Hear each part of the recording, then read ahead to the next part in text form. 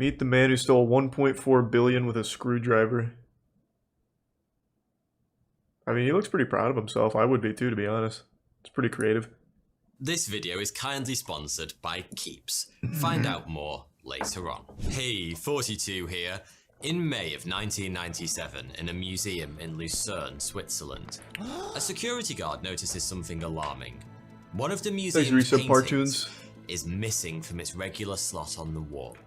This is a small museum with only a handful of guests visiting each day, and the security guard has just seen two of them, a man and a woman, walk briskly out of the front door.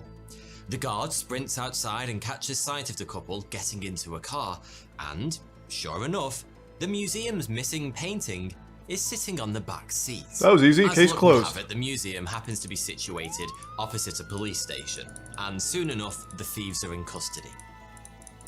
But at the subsequent trial, it's clear the man is extremely remorseful. It was he who took the painting, a spur-of-the-moment decision he deeply regrets.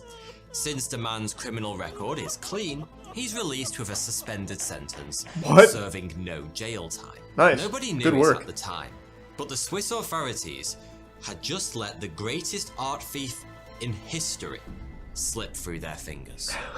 This is the remarkable story of Stefan Breitwieser, a Frenchman who stole almost $1.5 billion worth of art. To put that number into perspective, yeah, no one to sell it to. They're not gonna launder money through him. The three most expensive paintings ever sold at auction: Leonardo da Vinci's Salvador Mundi, $450 million. Wilhelm de Kooning's Interchange, $300 million. And Cézanne's The Card Players, $250 million. You would still need to pilfer another $500 million worth of art to surpass Stefan Breitwieser's record. The sheer volume of art Stefan stole is genuinely almost unbelievable. But perhaps even more unbelievable is what he did with it all after he'd stolen it. He ruined it for fun. I'm getting ahead of myself. For now, it's probably best if I start at the beginning. And I bet that son of a bitch stole my socks too. This one starts with cheese. Yeah. Sort of. I want to take a moment to talk about hair Chicago. Because I've had people close to me start to lose hair as early as they're 20. Or click the link in the description to receive 50% off your first order. In March 1995, Stefan Breitwieser was visiting Gruyères, the Swiss town that gave its name to a kind of cheese you've almost certainly enjoyed if you've ever tucked into a traditional Swiss fondue. But Stefan wasn't in town for molten dairy products. Along with his new girlfriend, Anne-Catherine Kleinklaus, Stefan had his heart set on seeing Gruyère's medieval castle, specifically its collection of exquisite art. As the couple strolled through the ancient corridors, one piece in particular caught Stefan's eye. A portrait by German painter Christian Wilhelm Dietrich. Staring at the painting, Stefan experienced one of those weird urges that we all have from time to time. A brief and intense desire to do something we really shouldn't. Something like jumping off a bridge, tripping up a passing pensioner, or stealing a painting. By the way, don't feel bad if you occasionally fancy downing an OAP. These kinds of inappropriate urges are so common, they actually have a name: cacoephes. For most people, cacoephes last a couple of milliseconds, but Stefan's lingered. So much so that he mentioned it to that new girlfriend of his. Now, I'd suggest that admitting you're tempted to commit a serious felony to your new Tinder date is usually a good way to earn yourself the in-person equivalent of a swipe left. But, to Stefan's surprise, his new girlfriend was all for it.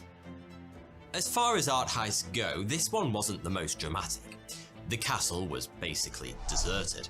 Apparently all the tourists were off eating fondue, and all Stefan had to do was remove the painting from its frame, slip the canvas into his rucksack, and walk. Well, that's easy. They were just asking for it to be stolen. He did them a favor. But an international art crime career, the likes of which the world had never before seen. had just begun. Thanks, Resub. Because, over the course of the following 6 years, Stefan completed a grand total of 239 Jesus Christ! art heists at 172 galleries in at least 7 different countries. So, how on earth did he do it? I mean, art sounds like there's no isn't security, typically so I know regarded exactly as a how he did steady, it. long-term career choice. Sooner or later, Thanks, you're Prime either Outlaw. going to There's get some caught Samster. or make so much cash that you can retire to your own private island in Micronesia. If you're picturing grand heists with True Ocean's cooking. 11 style planning and huge teams of specialists, you're dead wrong. There were no carefully or orchestrated distractions, no detailed museum schematics, and no jaunts through conveniently positioned air vents. In fact, these heists weren't even committed at night. They took place during opening hours and Yeah, often people with probably police just saw and him security steal. guards in the very same room. You see, Stefan had noticed that the big galleries, the Louvres and the MoMAs of this world, have the kind of high-tech security systems Thanks, Resub Hova. that make Fort Knox And look like a Bitspoil. drafty henhouse. Small galleries, Have on the nothing. other hand, come with all the security of a chunk of Swiss cheese. Most rely on the general trustworthiness of their visitors, combined with an assumption, incorrect in most cases, that every painting and sculpture is bolted down and rigged up to an alarm. In short, outside of the famous few, great works of art are sometimes sickeningly easy to steal. Not trying to give you any ideas, of course. Every one of Stefan's heists was a little different, but all were almost laughably basic, pretty much involving waiting till nobody was looking, and then simply picking up whatever he fancied and walking out the front door. Paintings would be Yep, slipped that from sounds about frames right. and hidden under a loose-fitting coat, and display cases were opened with a screwdriver one twist at a time over the space of 20 minutes or so. The most high-tech And piece of nobody equipment saw this Stefan owned in was an old 172 telescopic galleries? radio antenna, 172 which he galleries, used to no one saw him prod do this? any inconveniently placed CCTV cameras into facing away from whatever it was he was about And nobody to saw steal. this? It's hard to believe that's all it took for Stefan to pilfer close to $1.5 billion worth of loot. What? But these basic tricks were so effective, he was often able to steal from the same museum multiple times in the space of just a few weeks, using rudimentary disguises to ensure staff at the museum didn't recognize him. It probably helps that God saw fit to bestow Stefan Breitwieser with one of the all-time great pair of balls. He was almost inhumanly cool under pressure, remaining calm even on the few occasions he almost got caught. I should point out that estimates as to the exact value of the artwork Stefan stole vary, but the figure most commonly quoted is the one I mentioned earlier, $1.4 billion. According to the my New York God. Times, it might have been as much as 1.9 billion. And if that upper limit is correct, How in as the of fuck? 2001, when this remarkable crime spree came to an abrupt end, Stefan Breitwieser, art thief, would have been amongst the top 250 richest people on the planet. But he has no one to sell it to. Not that you'd have known it from looking at him. In fact, to the outside world, Stefan and Anne Catherine, now his long-term girlfriend, appeared to be stone cold broke. Stefan worked sporadically as a waiter and general kitchen No, you can't dog's sell the body, paintings. whilst Anne Catherine All was this a shitty nurse. art is just used for money was laundering. So short that Stefan's mother No one's gonna often helped the launder couple money out through with Stefan. food and petrol money. Was this apparent poverty some kind of front then? A Gus from Breaking Bad style cover story to hide their immense wealth from the outside world? Actually, no. Stefan and Anne Catherine appeared close to destitute because that's exactly what they were. Despite having stolen well over $1 billion worth of fine art, How did they the not pair catch him hardly by had seeing 2 who pushed the cents to camera? rub together. That's what I want to know. And not because they'd blown their riches on boats and hoes either. And here we come to what may just be the most remarkable part of this whole mad He just story. hung it all up. Because, despite having taken enormous risks to steal hundreds of treasures of almost unimaginable value, Stefan Breitwieser never sold a single one of them. Not one. And the reason why is kind of hilarious. Stefan didn't become the world's greatest art thief to get rich quick. He did so because he loved art. Instead of selling the pieces he stole, he kept them in the apartment he shared with Anne-Catherine, simply to have the pleasure of owning and admiring them. Just print it out on the Google. In question was in the attic of Stefan's mother's house in the What the city fuck is of the point? Mulhouse, France. The couple were so poor they couldn't afford to rent. And yet, hanging on their shabby walls, strewn across side tables, and piled up in corners, was over $1 billion worth of fine art. A collection that would have put many of the world's galleries to shame. Stefan was a remarkably successful thief, but it was this unique desire to own the pieces he stole rather than sell them that allowed him to operate for so long. You see, plenty of art thieves are able to successfully escape the scenes of their crimes with their swag intact, but selling a world-famous piece of art is impossible. A seriously tricky business. Yeah, no, it's not gonna happen. You can't just set up an eBay listing and watch the £1 million bids roll in. The market for this kind of thing is tiny, and in order to access that, you're probably going to need to make friends with some very dangerous people to help you get the word out. But getting the word out about your recent highly illegal art theft is arguably riskier than the stealing part was in the first place. Which is why it's at this stage of the process, the sale, that many art thieves are ultimately caught and brought to justice. Since Stefan never put a single piece of art up for sale, he remained essentially invisible to the police. If they didn't catch him in the act of stealing, they weren't going to catch him in the act of pushing a camera away while on camera. Unusual that the police had basically no idea who or what they were dealing with. I mean, look at it from their perspective. An incredible volume of art was being lifted from museums all across Europe. The robberies always happened in daylight, and yet the thieves were never caught. Not to mention the fact that there was complete radio silence from the black market, and none of those pieces taken were ever seen again. Their best guess was that some kind of highly professional international cartel was behind the crimes. Far more embarrassing. In reality, they were utterly stumped.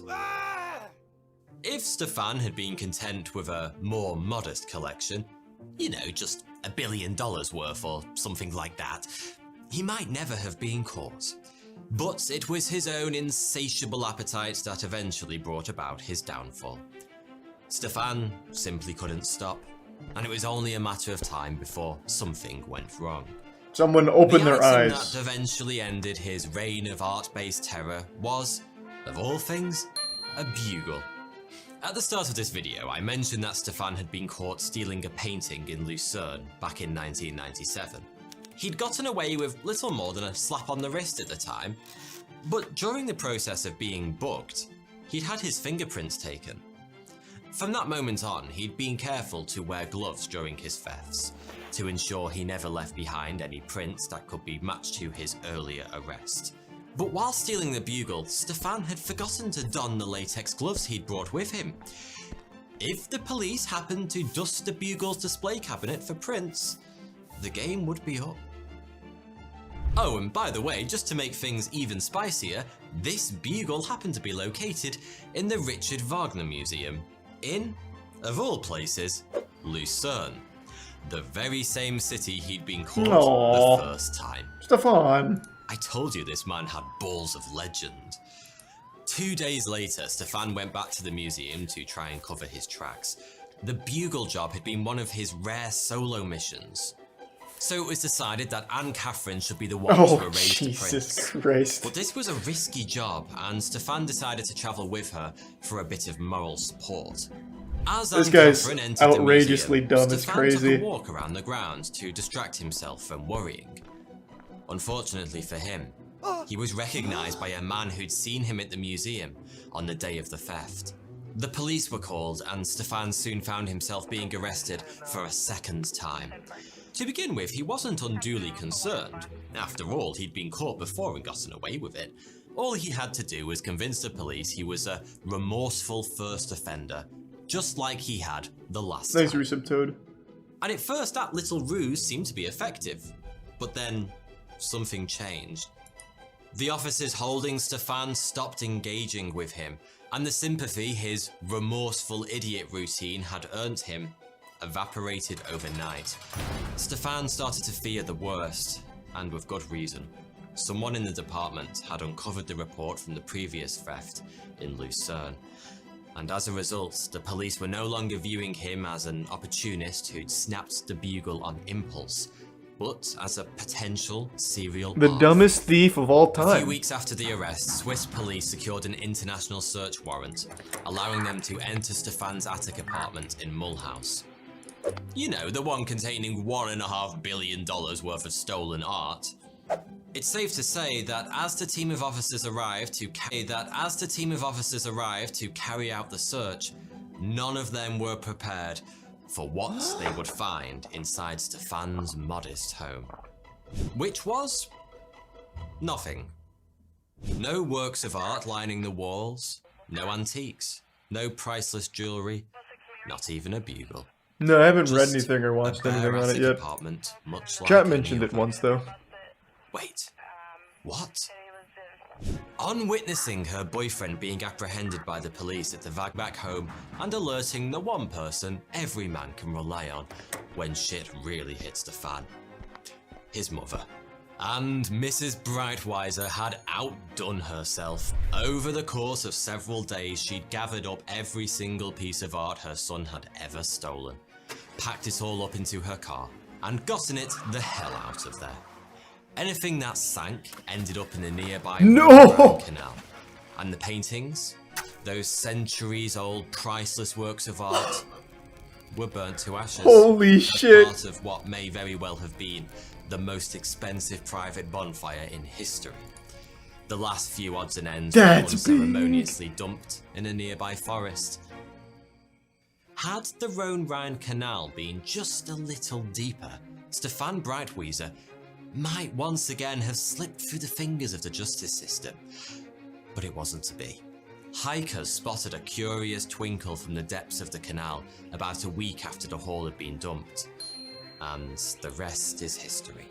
That's fucking Police crazy. frogmen were called in to dredge the waterway, and close to 100 treasures from Stefan's mighty hoard were fished out and catalogued. Of course, at this point, the authorities had no idea how all that stuff had actually ended up in the canal.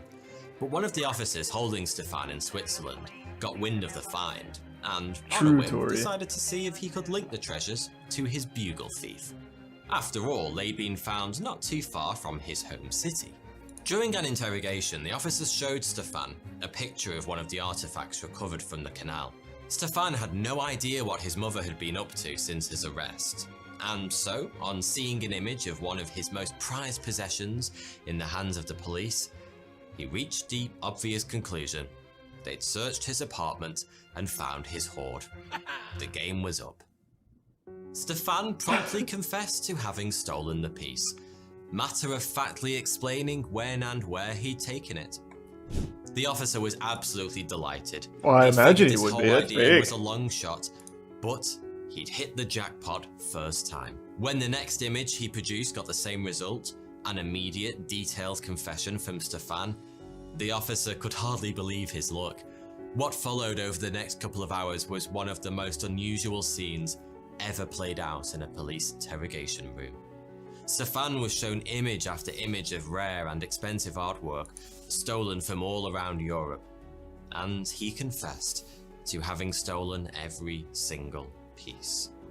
Never in their wildest dreams had the Swiss police thought that this one man could have possibly taken everything they dredged out of the canal. Well, why are they believing him? He could be all covering on for his the other own. people. And yet, quite clearly, he had.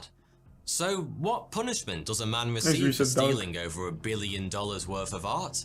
Hands chopped off at the wrists, tongue drawn and quartered, guillotine to the face? No, just 3 years in prison. What? Stefan only served a little over 2 of those. His mother, for her part in disposing of the art, served just 18 months. Anne Catherine, hinting that she too had been gifted with a fairly weighty set of metaphorical balls, denied having any involvement in the thefts whatsoever. In fact, she claimed to have had no idea Stefan was even an art thief. The court probably wouldn't have bought it, but it seems Stefan was happy to take the bullet for his girlfriend, because he confirmed every word that came out of her mouth. Anne Catherine was sentenced to 6 months for receiving stolen goods, but she only spent a single night behind bars. Oh my god. Our story doesn't end quite there either, because it turns out prison did absolutely nothing to reform Stefan Breitwieser. In 2011, police found more than 30 works of art stashed in his house. Stolen, naturally. Just sell it, Stefan. Over 3 years behind bars. Jesus. And in 2019, he was arrested once again for trying to sell a paperweight stolen from a museum in San Luis on eBay. Thank you. At least you tried to sell it this time. Sloppy. But hey, sloppy or not, Stefan Breitwieser remains quite possibly the greatest art thief to have ever. No, he's more the dumbest thief to ever exist, I would say. Do you read? He just chose the right target. Like, he's perhaps one of the dumbest thieves I've ever heard of. He just went to the right places. All he did was take the fucking art off of the wall when no one was looking at him. That's like something you do as a child when you take a cookie out of the jar when your mom leaves the room.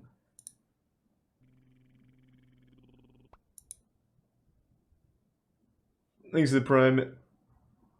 Josh and Tier 1 Matrix. And give some Kool-Aid.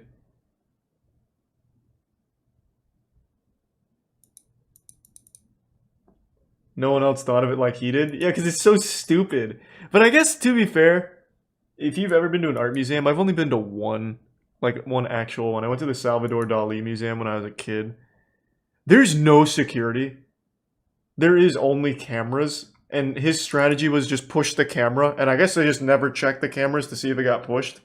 So I guess just by pushing it and then waiting, you could just take anything from any art museum ever.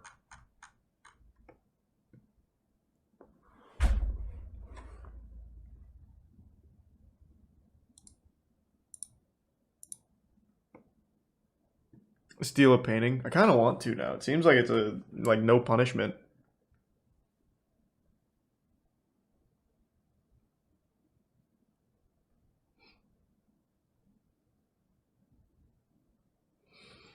That was pretty interesting. Probably not in America. Well, true, yeah, probably not in America. You can go to jail for like 10 years if you steal something that costs $500 from like a gas station.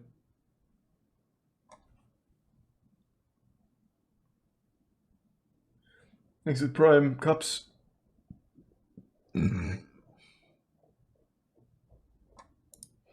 No new slapping yet. He would love NFTs. Yeah, he's still like trapped in this archaic way of stealing art. He really should just steal NFTs at this point. It'd save him a lot of trouble. And there's no consequence. Exit Tier 1 Sarcastic.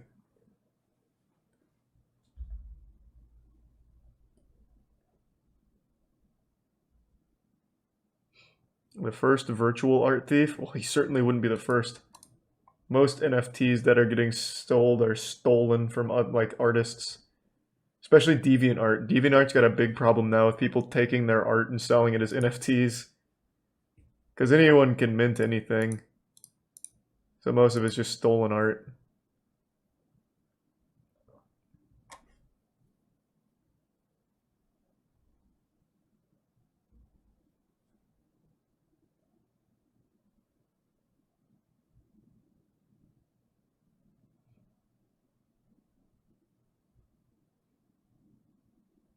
Godslap NFT win.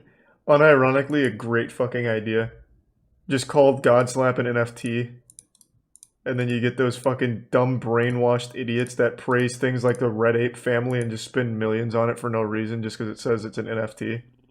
So I'll just put like every issue as an NFT or something and let them fucking toss money at me for no reason.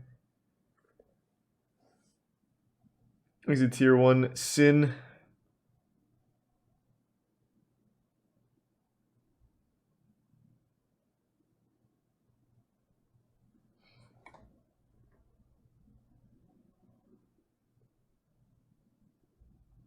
Oh yeah, there's plenty of NFTs that use me. And every streamer ever on Twitch, no matter how big or small, they have an NFT right now that they haven't sanctioned. It's just everyone's trying everything to make as much money as possible through NFTs from these fucking dumb idiots. I know about like 20 of mine. People just keep making the worst ones.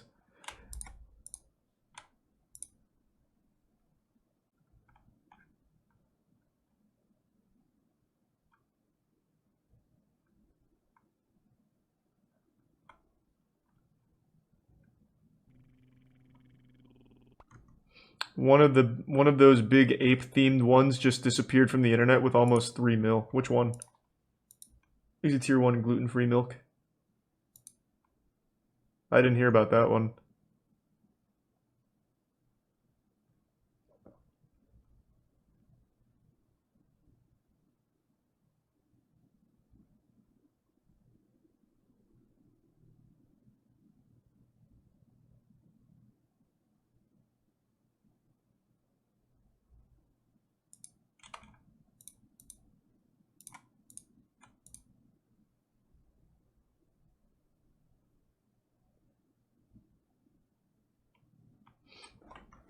Oh, alright, I think I'm gonna call it a night. I'm getting tired. Alright, thanks everyone for tuning in. To everyone who donated, big thank you. New subs, welcome aboard. Sub means a lot, so thank you for subbing. I appreciate the generosity. Thanks for the resub key. Hope you all have a great rest of your night. I'll throw you to Otashi. He's playing one of my favorite games, Neo. Neo is so fucking good. Alright, I'll toss you over there. Have a great night, everyone. Thanks again.